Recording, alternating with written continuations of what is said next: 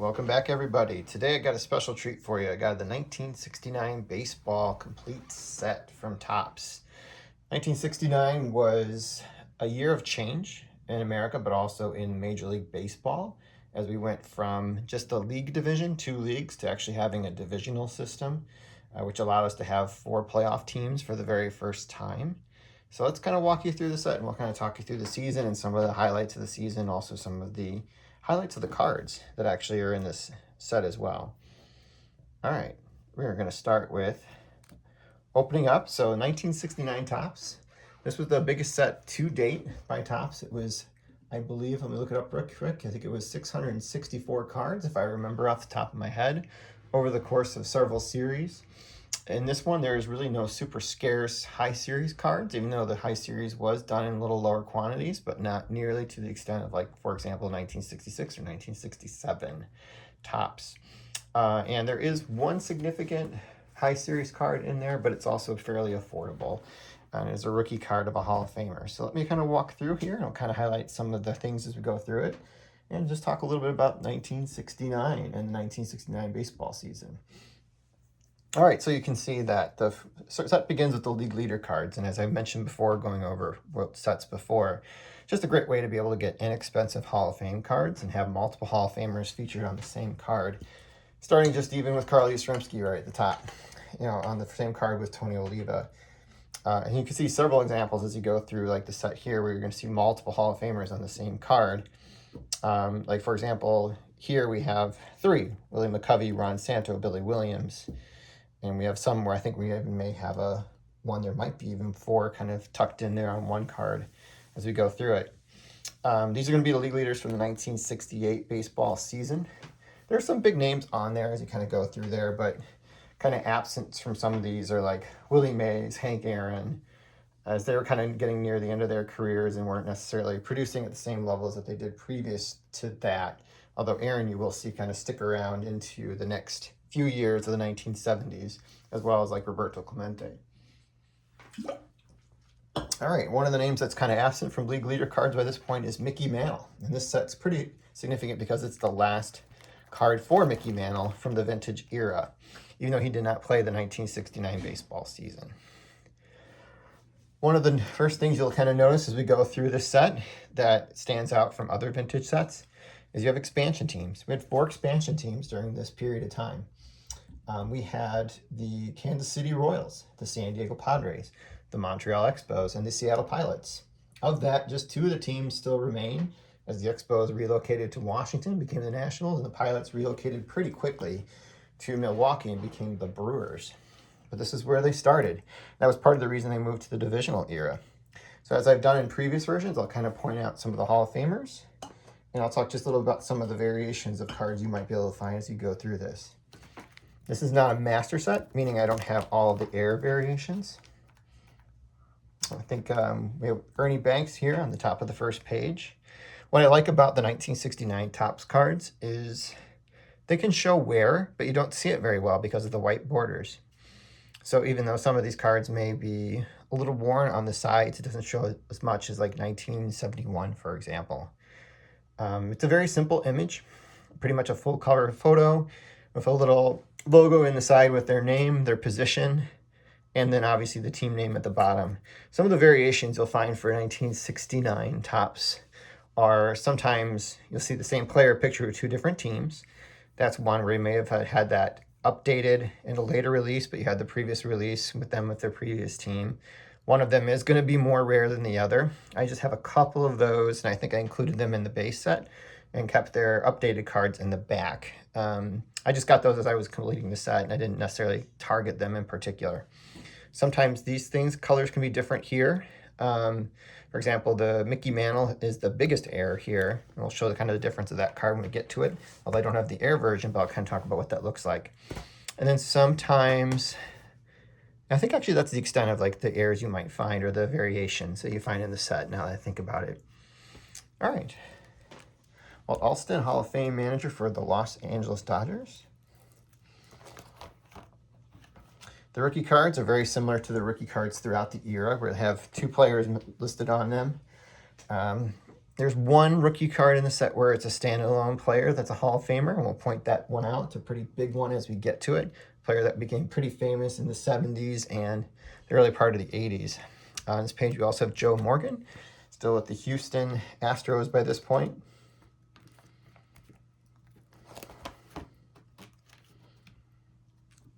And Maury Wills, now with the Expos. Not a Hall of Famer, but still a pretty significant name. Passed away just recently.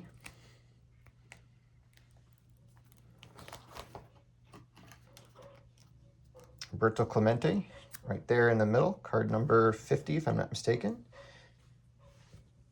This is one of the first Clementes I owned. This one's obviously off-center top to bottom, but otherwise the corners look pretty nice on it. I put this set together back in like 2008 or 9. Cards were a little bit more affordable then than they are today, but I still don't think this is a huge expensive set to be able to complete unless you're going for high grade stuff and looking for high graded cards. There's going to be the first solo cards of Nolan Ryan and Johnny Bench, and those are pretty big cards in this set. And I think actually Nolan Ryan does fall in the high series, if I'm not mistaken, but we'll find out as we go through it. The checklist that you have here actually features a player image on top of the checklist. There you have Denny McLain featured on there. Usually it was an all-star of some sorts. So Denny McLain obviously was a big pitcher during the late part of the 60s. All right, so in baseball, 1969, apart from like starting the divisional era, was known for the Mets. So you have a Met player down here. We've seen a few already, but this is the Miracle Met team that beat the Baltimore Orioles in 1969. Kind of came out of nowhere to be able to do that.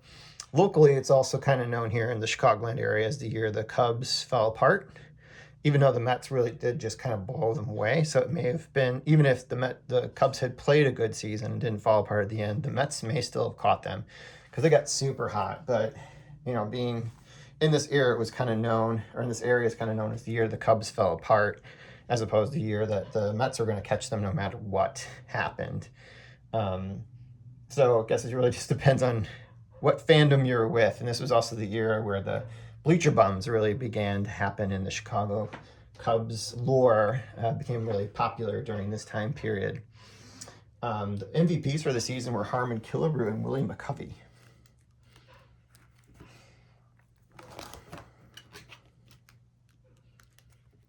Big name on this one is probably Big Norm Cash down there at the bottom.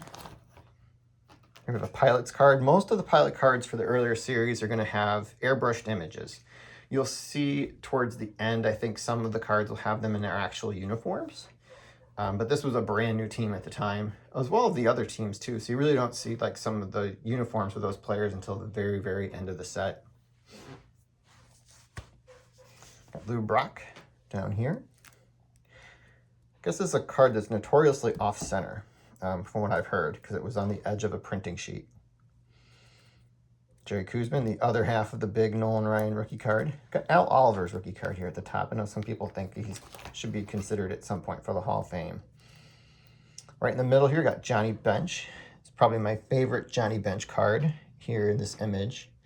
Has all of his hair there too, which kind of is cool. Look how youthful he is, and the catcher position with that old catcher glove there and the old Cincinnati Red uniforms. There's nothing not to like about it.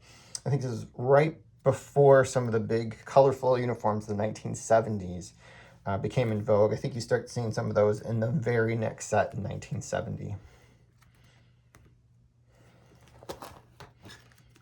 Henry Aaron here in the top corner. Good old Hank Aaron. Bob Gibson on the checklist for Series 2, which means we're going to be seeing the Bob Gibson card in that series. The Mike Shannon image is very similar to 1967 Topps, you might notice. In fact, I think it's actually the same photo. I should have probably pulled that card out to show you the difference. So I guess from what I understand that there was problems at this time at Topps, either with getting the players to do it or with the photographers being able to do things for Topps at this point. But there was some interruption where Topps just wasn't getting new player photos. If somebody knows a little more about that, feel free to put it in the comments. So that's why you see a lot of duplication of photos on 67s and 69 cards and sometimes 68 cards. is because they were having problems.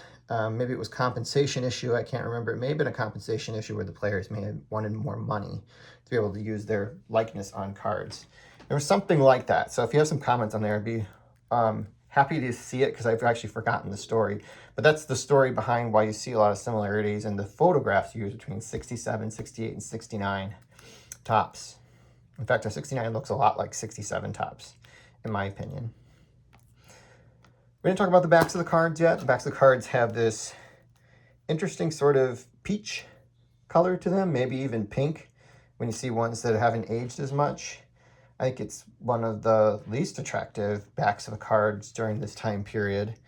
I think Topps at that point didn't have competition, so they didn't necessarily need to do some of the really fancy stuff they were doing in the early parts of the mid-50s. I think they got very comfortable. This was a very safe set for them to do, in my opinion, as well as also you see that in 1970, a very safe set, not really taking a lot of risks in the way they were designing their cards.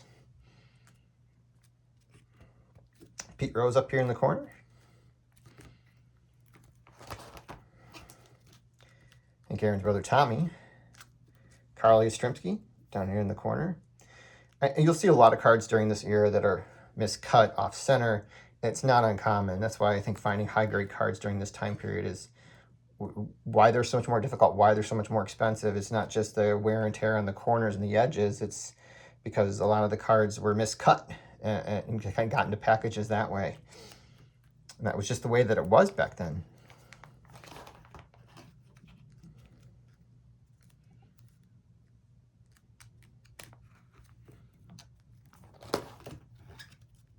Leo the Lip, back out of retirement, doing the coaching for the Cubs at this time. This is one of the air versions. This is the original version of the card, but not the one that's commonly produced. The one that's commonly produced is in the back. I think he's with the Orioles, and I have a copy of that one I can show you. But a lot of these slip through production. So that's why you can see a card like this, where you see two images of the same player, but with different teams. This one is the one that's a little more valued. I think that's why I put it in the set, not the back.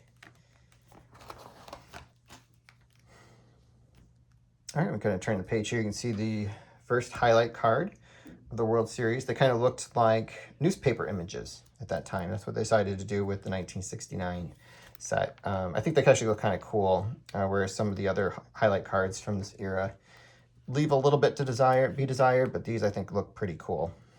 Rather the sporting news design. And kind of walk you through the 1968 World Series, where the Detroit Tigers actually were champions, and they beat the St. Louis Cardinals that season. But a lot of good names on these cards, from Gibson on the first one to Lou Brock, highlighted another, Al Kaline. So there's a lot of Hall of Famers that are kind of highlighted in these images, and they have a nice little black and white image of them. Even Roger Maris makes an appearance on one of these cards.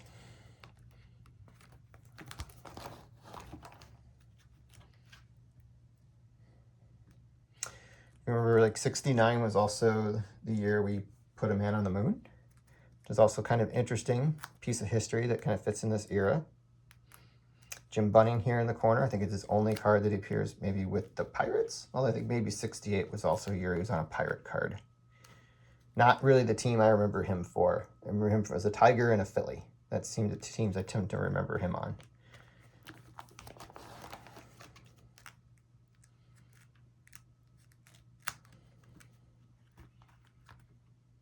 Nick Wise, traded years later for Steve Carlton.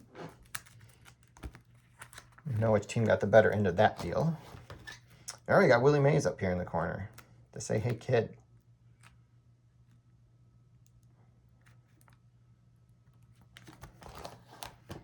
Bob Gibson, right here at the top. One of the better images card or better condition cards I have in the set.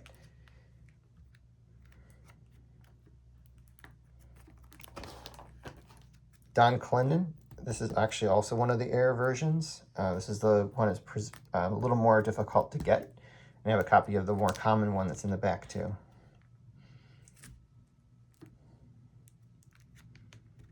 Don Sutton, down here in the corner.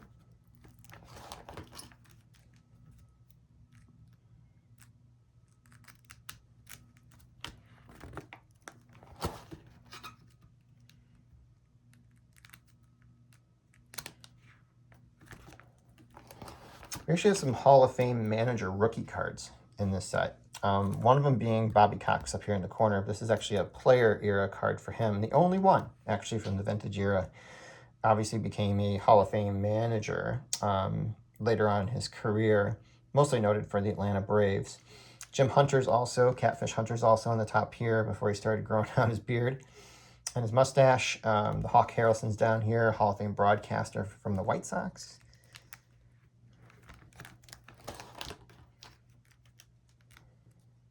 Frank Robinson down here in the corner.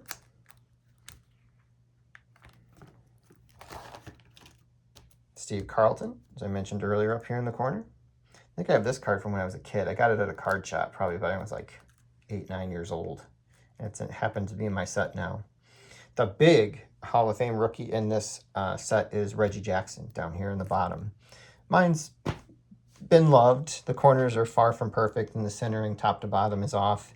But otherwise, it's a pretty solid image on there. I'm happy with it being in the set. And like I said, I put this together at a time where, you know, I was still building my career, so money was a little tighter, so I couldn't buy all the best condition cards for my sets at those times.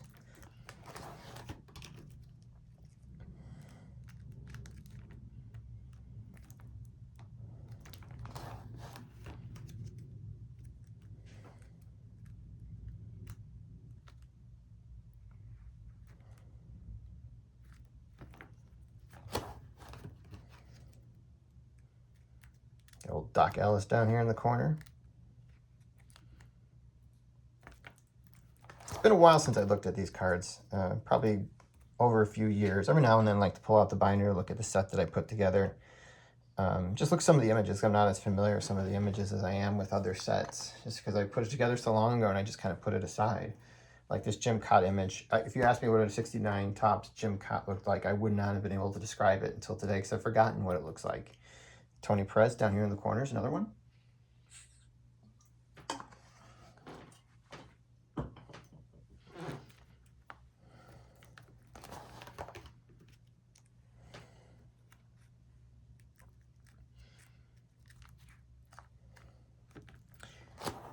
I found this to be actually a pretty easy set to put together. If you're ever kind of looking for a vintage set to put together from the era where you could still get like a Mantle card, I thought this one was a pretty easy one to put together. With Drysdale, top of card here. Mostly because those high series cards were not super short printed like they are in so many other series, and there's not really any hugely expensive cards in this set. Well, if you get high condition cards of some of the players, you certainly will still pay a lot.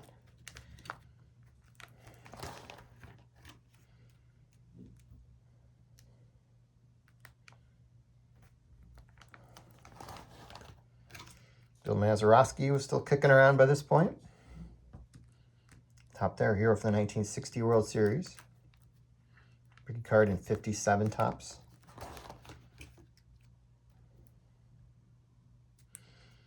Richie Dick Allen down here at the bottom. I believe Dick Williams is a Hall of Fame manager, if I'm not mistaken. I could be mistaken on that, but I believe that is correct. Phil Necro. Hall of Fame picture there.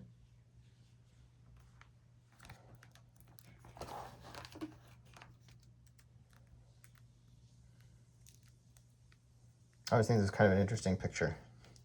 Like they caught him doing something. I don't think that was one he actually, like, I guess, posed for. And which is kind of weird because most of these guys are posed for their photographs. And I thought that one kind of looks different. That's why it kind of stands out to me. Juan Marichal up here in the corner.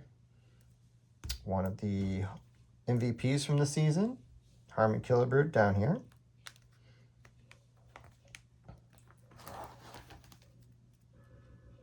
Orlando Cepeda down here at the Braves.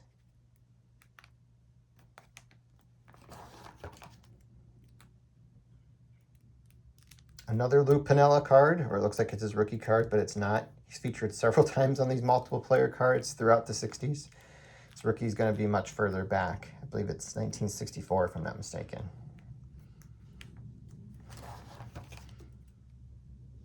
The top Tito, Terry Francona's father. Don Drysdale over here in the corner. This was his last player era card from the vintage era. So it's not just Mantle. Drysdale's also in that bucket. Now K-line, sharp little K-line image here. See, Mickey Mantle's featured on a checklist. This is a cheap way to pick up a vintage Mantle if you want to do it. Is just get his checklist version because he's on 69 and 67, where his images are featured on the checklist. All right, now we're looking at the Sporting News All-Star cards, which are very colorful. The National League stars have a green background, whereas the American Leagues have a red background. And they feature a lot of Hall of Famers in here, even though it may not be some of the big names you're hoping for, as those guys were not kind of the big names featured from the 1968 season because they didn't have as big of a season that year. But you do have the National League MVP, Willie McCovey, as we mentioned, followed by Rod Carew, Ron Santo, Brooks Robinson, Rose, not in the Hall of Fame, as we know, Yastrzemski, Tony Oliva, Brock, Johnny Bench, Bob Gibson. The back of these actually have puzzle pieces where you can make an image of the player featured. It's Carl Yastrzemski, and I think the other one is, it's Pete Rose. I forgot who the other one was.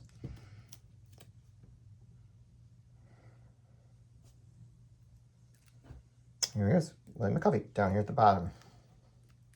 MVP from that season. Now we start to see the player uniforms for the expansion teams. We can see this Ty Klein. That card always stood out to me because it's really, it seems like the uniform is much a part of the card as it is the player featured there, so you can kind of recognize these teams. If you're still watching a black and white TV set, you really don't know what the colors of these uniforms are at that point, unless you have a color TV or you have magazines where they're featured. But baseball cards would bring you the color of the player, obviously, and their uniforms. Billy Williams down here.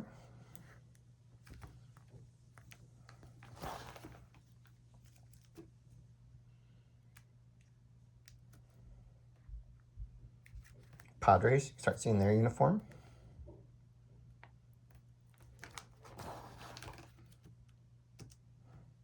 Joe Torre. Red Shandy's, and at this point, a manager. The Royals kept their uniforms captured here now.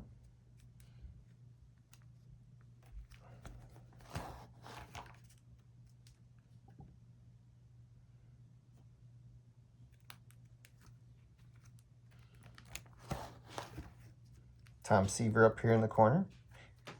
It's his third-year card. Gaylord Perry down here at the bottom. Maybe not the best image of him.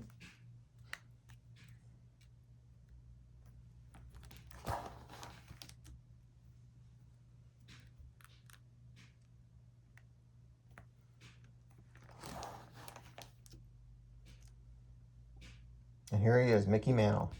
Okay, so the version in here that is super expensive is Mickey Mantle white lettering. So where they actually have Mantle as white as well. I believe actually, or maybe it's the name, the Yankees, is white. I think it might be the name here, and maybe also this as well. So the yellow is just like missing from the card on there, and that's going to be the more expensive version of this card, which makes it a very expensive version. Any of the potential players you could have picked from this set, if you picked Mantle or Reggie Jackson, those are going to get high value because they were probably the high value cards from the set. This was the first Mantle I owned when I finished this set. It's far from perfect, but I got it at a price that I was comfortable with at the time. And I think it's a pretty cool image of him. It's not one that's from his player era, if you will, because he'd already retired by this point, but he was already in the works to be in the set for that year, and I guess Topps decided to move forward with it, just kind of play homage to, at that time, was probably popularly regarded as the most popular player from the 50s and 60s. You can have debates on whether it's the best player from that era, but definitely was the most popular era of that time. I got Brooks Robinson featured on the next checklist. I can't tell you how excited I was when I got that card as a kid, or as a young adult. Rod Carew up here in the corner, third-year card for him. I just like these big images because you can see really their uniforms from that era.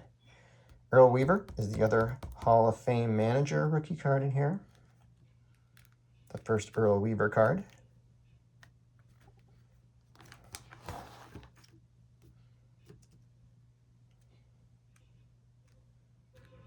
Al Lopez. I think that's his final card, if I'm not mistaken. I don't believe he's featured thereafter.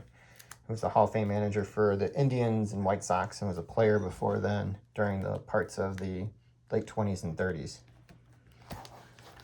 There you go, Nolan Ryan. Mine's seen better days. I think I was able to get it at a good price back in the day, and probably thought that's what I could afford, and probably could only afford one probably that looks like that right now too. It just looks a little bit, should be a little bit more than it would have cost at that time. Down here we have some cards that kind of like not just player cards, but kind of feature multiple people and kind of talk a little bit about one thing or another, where the Bird Hill Aces kind of features some of the top hurlers for the Orioles at that time, but notably is missing Jim Palmer, which I think is kind of interesting. But down here we also have Ted Williams. He was the manager for the Seattle the Washington Senators at this time, which was a very interesting period of time in his life. And if you ever read a little bit about that era, very frustrating time probably for the players that were under his tutelage. But there's Ted Williams. This is the first time I was able to get like Ted Williams cards, were his manager cards. We'll see him kind of pop up later as a standalone manager card. Billy Martin down here in the corner. Willie Stargell right in the center. Brooks Robinson. If you've seen that image before, you're absolutely correct. It's the 1967 Topps image. It's just a close-up of that same image. So if you have one card, you kind of have the other. Well, you really don't, because the 67 Topps card is going to be more difficult to get and obtain. But you definitely have the same image. Gil Hodges, recently in the Hall of Fame. Hoyt Wilhelm. So we're on a little bit of a Hall of Famer run now as we go through the rest of the set here. Ron Santo. Giants here is multiple player card of 2 Hall of Famers on there, but not the ones from the Giants you might think. You might anticipate it might be McCovey or Juan Marichal, but where's Willie Mays? He's not on here. Jim Palmer.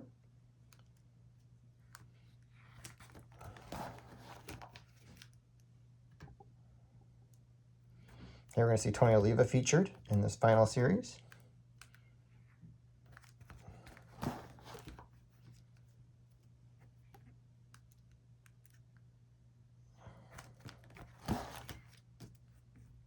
Tony Oliva.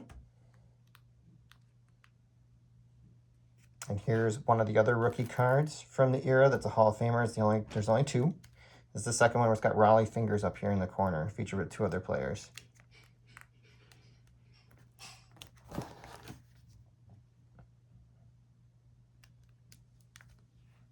And we are nearing the end here.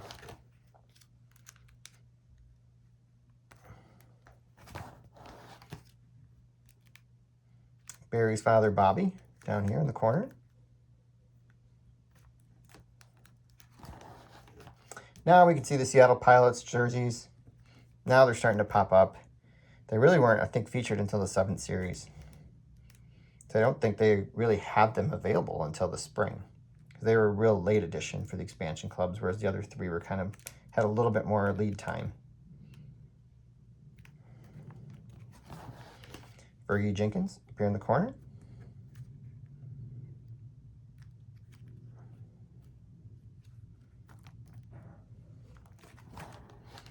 Ted Williams, as I promised. Early Bobby Mercer, which is kind of interesting. He's not looking at the camera. It's kind of an interesting glare off to the side. Then the end of the base set. It's the last page here. Reggie Smith is a big name, and the last card for Johnny Padres is also featured in here. Neither Hall of Famers, but big names from their eras. Then, as I mentioned, I do have 2 of the versions, the more common versions of these 2 cards. You saw the ones that were short printed already listed in the set. And then I also have 2 that were from the buyback for Topps Heritage, where they put the 50th anniversary stamp on there before they released the set. So I just kind of threw those in here as well, but they are original cards. I hope you enjoyed it. I know these are always a little longer videos, but I think it's nice to show every card for those that are actually building the sets, and it seems like people are enjoying these. So have a great one until next month when we show the next set.